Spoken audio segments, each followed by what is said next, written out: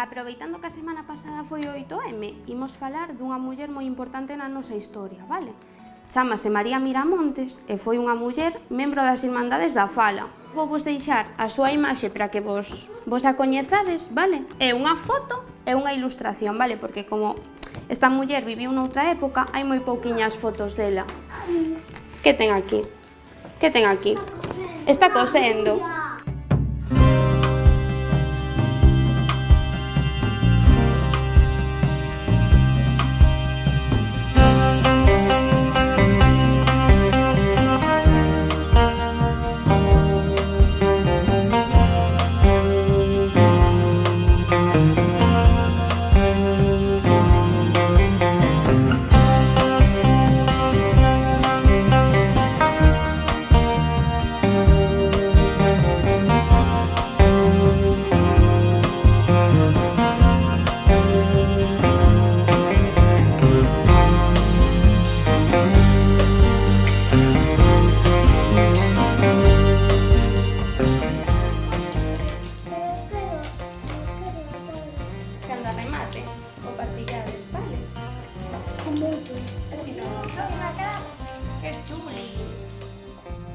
Esta escola na que estamos forma parte da Rede de Escolas de Ensino Galego Semente, un proxecto educativo inspirado nas escolas de ensino galego creadas hai 100 anos por María Miramontes e Ánxel Casal.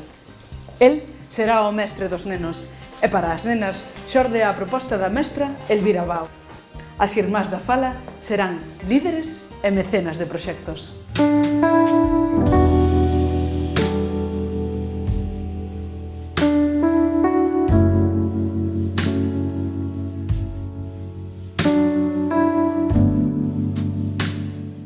As Irmandades da Fala comezan a elaborar traballos para a galiquización do ensino. É así que o 8 de xullo de 1923 nacen na Coruña as escolas de ensino galego grazas ao impulso de María Miramontes e Ánxel Casal. Usarán o galego nas explicacións, nos materiais didácticos e mesmo contarán con palestras de personalidades do momento como Castelao. As escolas de ensino galego mantéñense en marcha ata 1931, ano no que finalmente pechan por dificultades económicas.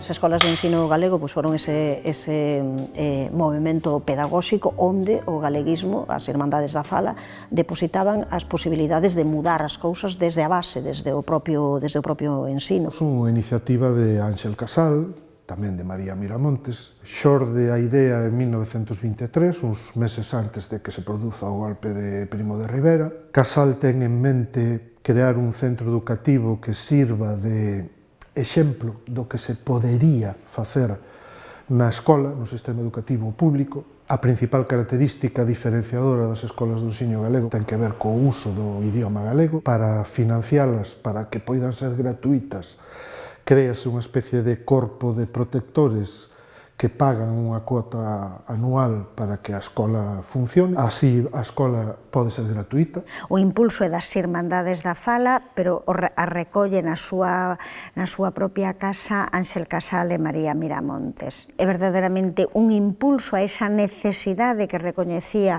o que era o órgano das Irmandades, non a nosa terra, que se necesitaban escolas onde a lingua galega fose vehicular e onde se aprendese xeografía galega, natureza galega, historia galega, e onde ademais se facía un ensino moi na liña do que o propio tamén Vicente Risco desenvolveu, en plan pedagóxico, para as escolas, que era moi en contacto co medio natural, con moitas visitas fora, con moito coñecemento do noso patrimonio e tamén con moitas visitas de figuras referentes do galeguismo naquela altura nos distintos ámbitos, desde un Castelao, a persoas que puidesen transmitirles a paixón pola terra, o coñecemento da terra e partir do individual.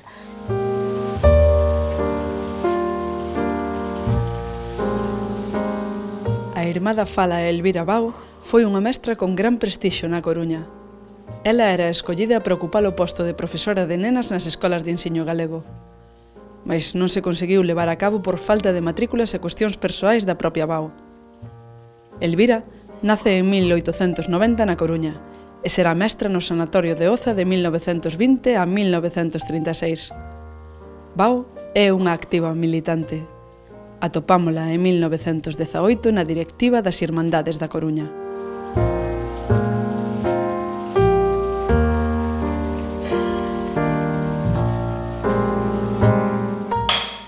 Elvira Bao é unha figura moi importante na historia da Irmandade da Fala da Coruña porque prácticamente non houve actividade na que non tuvese o seu quiñón. De feito, é casi a primeira muller das Irmandades da Fala da que sabemos a ciencia certa que pronunciou mítings, que participou en actos públicos, que deu conferencias, que tivo un papel, diríamos, visible.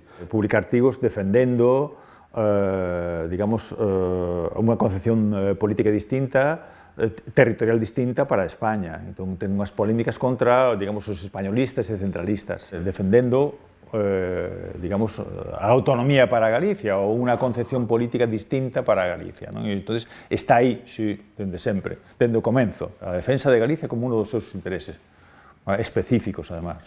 Eso é o trazo característico de Elvira Bao frente a outros personaxes coruñeses, sí. Ela estuda magisterio na escola normal, na escola de formación do profesorado da Coruña da época. Hai unha auténtica canteira de mulleres apoderadas, de mulleres que rompen moldes. Elvira vai ser unha delas. E con ese título debaixo do brazo, Elvira vai entrar a traballar primeiro e despois vai acabar sendo directora das colonias escolares do Sanatorio de Oza. E entón Elvira era unha muller dun enorme prestixio. É o exemplo da muller da mestra republicana. Ese modelo que surde antes da República, que está aí, pero que vai a, digamos, a ter o seu momento de auxe e de vitalidade apoiado por a acción educativa da Segunda República. Entón, a súa trayectoria un pouco é o modelo da mestra republicana, galeguista en este caso, esa mestura de atención social, de mellora da educación da clase traballadora, das clases populares, vale? E con unha mensaxe de actualización e modernización didáctica.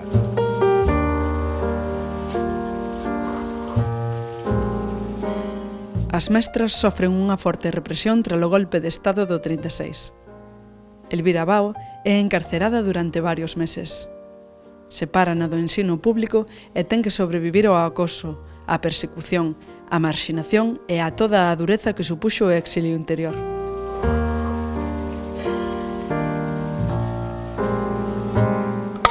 Cando sucede o golpe de Estado, é apartada do seu posto de traballo, é depurada, expulsada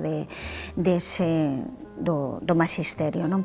É encarcerada, pasan varios meses no cárcere da Coruña, sendo acosada a súa familia, ela, o seu home, Bernardino Varela, e os seus fillos, moitas noites polos fascistas que chamaban a súa casa, que os levaban detidos por unha noite, de maneira que se teñen que ir desa súa casa para fora da cidade. Elvira foi depurada, foi expulsada do Sanatorio de Oza como docente, de maneira que tivo que acabar improvisando un alboio casi un galpón para reconvertilo en escola.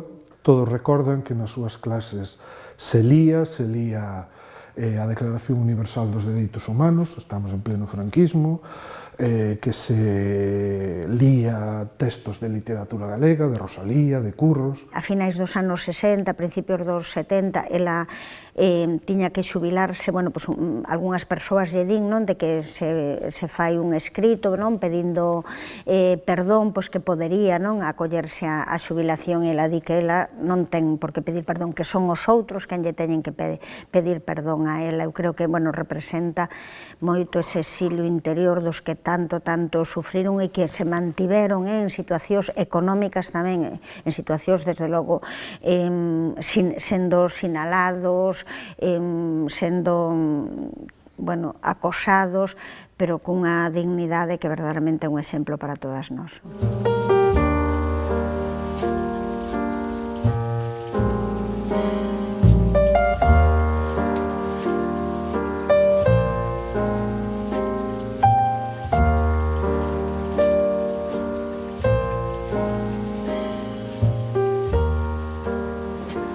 Neste edificio, na Rúa Real da Coruña, Ánxel Casal funda en 1927 a editorial Nós.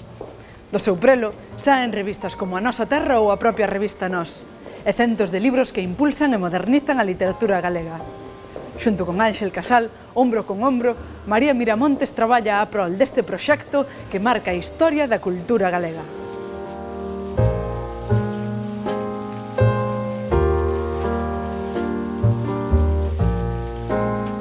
A editorial Nós é unha casa editorial galega creada en 1927 por Ánxel Casal e María Miramontes.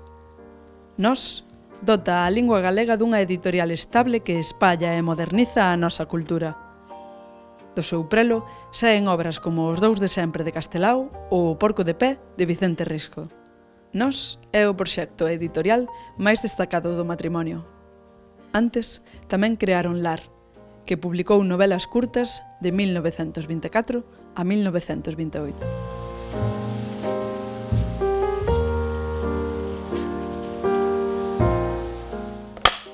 Eu creo que a editorial Nós foi a primeira editorial con vocación claramente profesional e ademais comprometida co galeguismo político e cultural.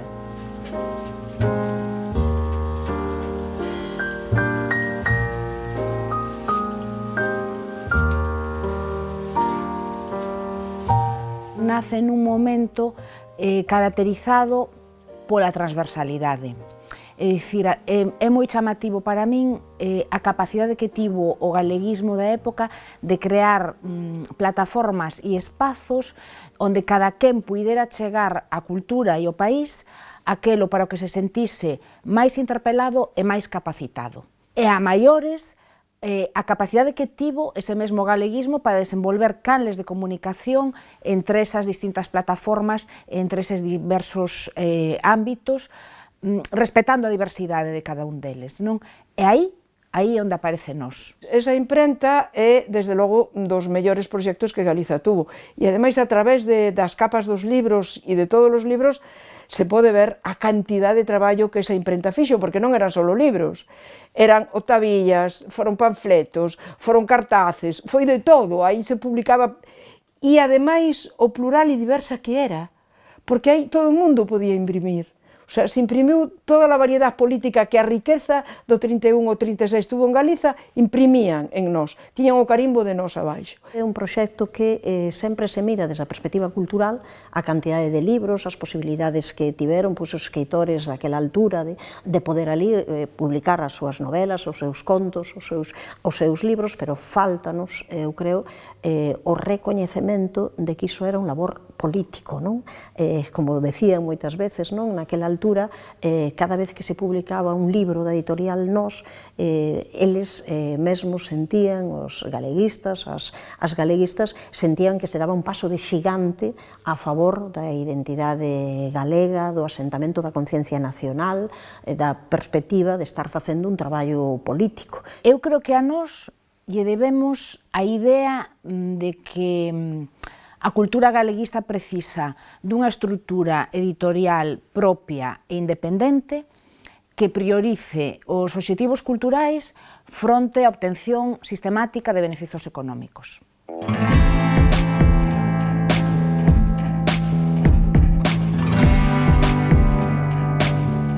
Tanto a editorial Nós como as escolas de ensino galego levan a pegada de María Miramontes, que nace en 1885 en Bergondo, no seo dunha familia xornaleira. Trasládase á Coruña con 11 anos, onde traballa como costureira. Co tempo, consolida esta profesión e con 23 anos, en 1918, entra nas Irmandades da Fala da Coruña. Nos círculos galeguistas será onde coñeza ao seu marido, Ánxel Casal. Non só compartirá o seu amor, senón tamén ambiciosos proxectos de país.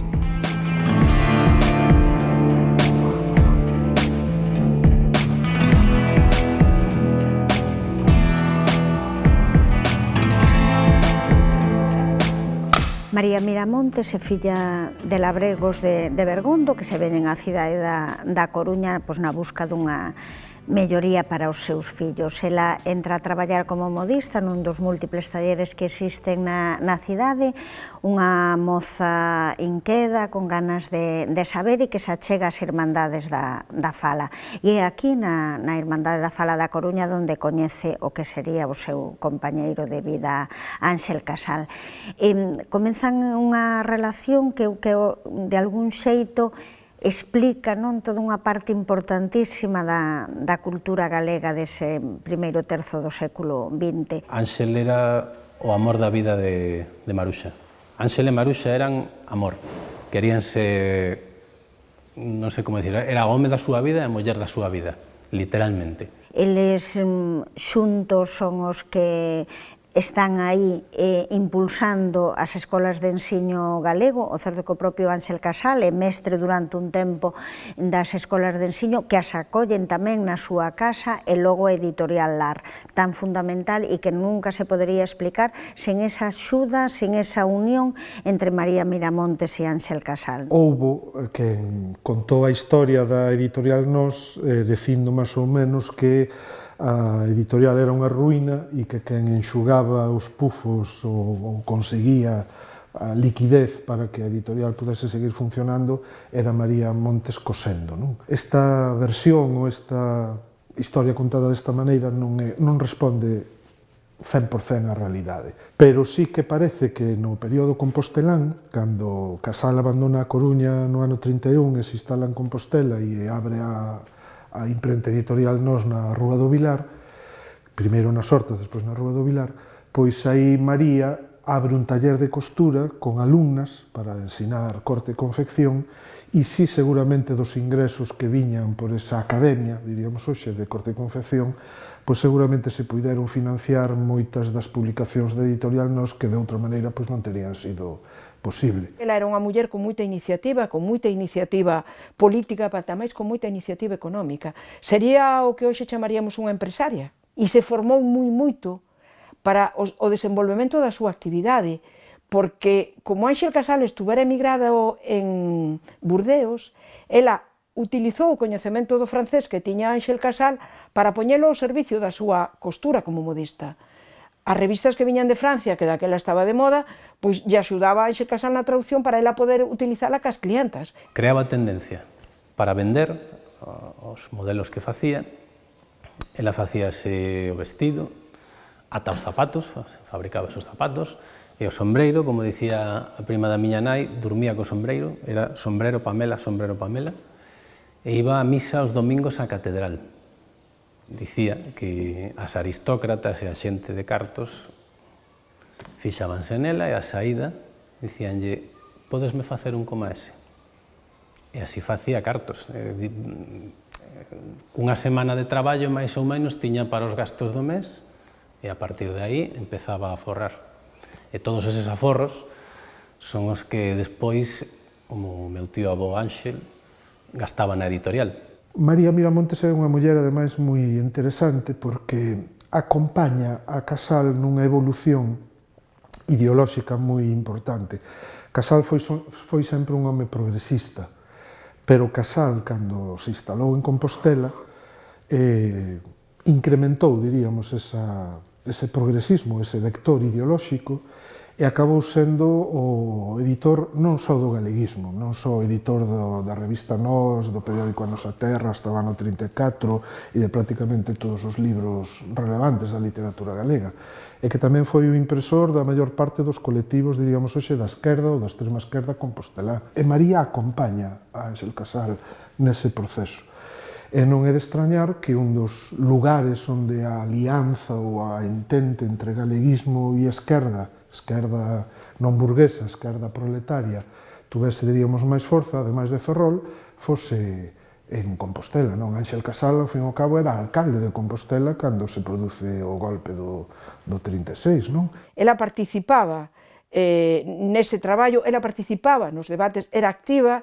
Cando Ánxel Casal foi alcalde, o período que foi alcalde, desde o triunfo do Frente Popular hasta o mes de xunio, pois vemos tamén que, por exemplo, en algunhas recepcións, como a que o alcalde Ánxel Casal lle fai a Asociación Republicana de Coruña, ela está nesa recepción, porque claro, ela era unha muller republicana tamén e galeguista. E non é por casualidade que ela vai a Madrid a entregar o estatuto, é a única muller, non é por casualidade, non vai por señora D, vai por militante activa do Partido Galeguista. Plasmou a súa capacidade de iniciativa tamén na vida política e tamén estaba convencida de que Galicia e as súas mulleres necesitaban ser país e persoas libres.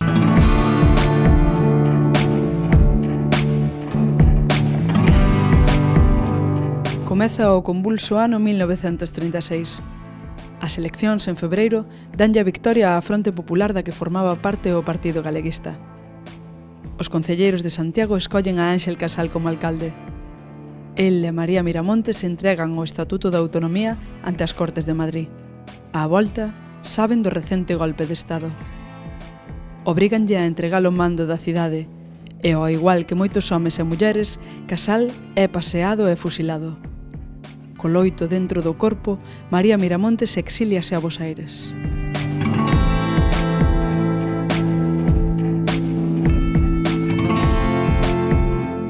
María sí que tuvo en claro que a única posibilidade que tiña era fuxir. É dicir, cando chegan de entregar o estatuto e Ánxel Casal volve a exercer as súas funcións de alcalde e entonces teñen que esconderse, teñen que fuxir porque están perseguidos e se van a unha aldea de Arzúa, non? Donde van a ser delatados e deteñen a Ánxel Casal e María volve para Compostela para poder visitalo na Falcona todos os días hasta o día que non está e que evidentemente xa sabe o que pasou. Ánxel Casal aparece xunto con Pepiño Areosas a noite tirado nunha gabea de cacheiras. Por tanto, María o que fai nese momento ten claro, fuxe na Coruña, a familia de Ánxel Casal agocha unha temporada e consiguen que salga para Portugal, que se vaya a Portugal e desde Portugal embarca para América. Sei que para sobrevivir literalmente fixo esa clase de labor que dábaselle moi ben, pero non tivo éxito que tiña en Santiago, evidentemente. Non sabemos exactamente, pero parece ser que casou cun primo, o sea, cun irmán da súa prima en Bos Aires, non sei se exactamente se é o parentesco, dice que por aquelo de non seguir tendo unha vida tan mala como a que tiña, porque Maruxa non é que fora aristócrata ni moito menos, pero o negocio iballe ben, a pesar do que se gastaba na editorial, e pasou diso a vivir francamente mal. Me dicía que moi mal. Ela casa cun curmao por razóns única e exclusivamente, é dicir, é un matrimonio de conveniencia, casa por razóns de papéis. Os Miramontes levan ali tempo emigrados e entonces para ela é unha situación, digamos, de conseguir unha certa estabilidade en Bos Aires. Continúa traballando como modista, colabora co grupo galeguista no exilio, pero ela decidiu que sempre vestiría de negro, primeiro, e non era só negro da súa vestimenta, era que os seus ollos nunca volveron a brilar. No caso de María Miramontes, ademais, non fomos capaces, supoño que os propios galeguistas que están ali están tamén a buscar a súa propia forma de vida, a buscar o seu propio espazo, e sobre ela hai como un manto de silencio que non fomos capaces de acompañar, non, ese exilio dela que tivo que ser pois moi duro e desde logo foi dunha discreción pero dun esquecemento que é duro pensalo e que desde logo seguramente moi injusto. María era unha muller alegre, unha muller sorrinte, tiña ese carácter, non? Cada persona e entonces en Bos Aires nunca recuperou, nunca.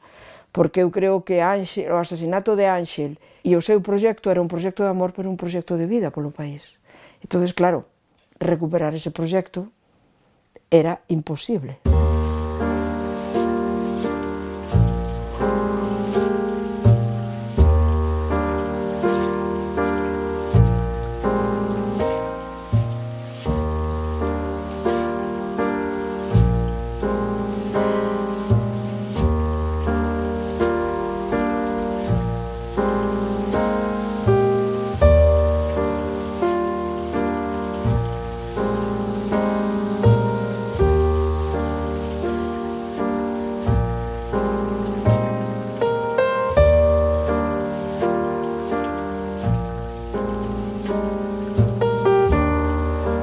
En librarías como esta, na Tobeira de Oza, aínda podemos atopar libros publicados por Lar ou Nós. A pegada de María Miramontes está en cada un destes libros. E que a loita das Irmás da Fala chega aos nosos días. Na nosa man, témolo relevo.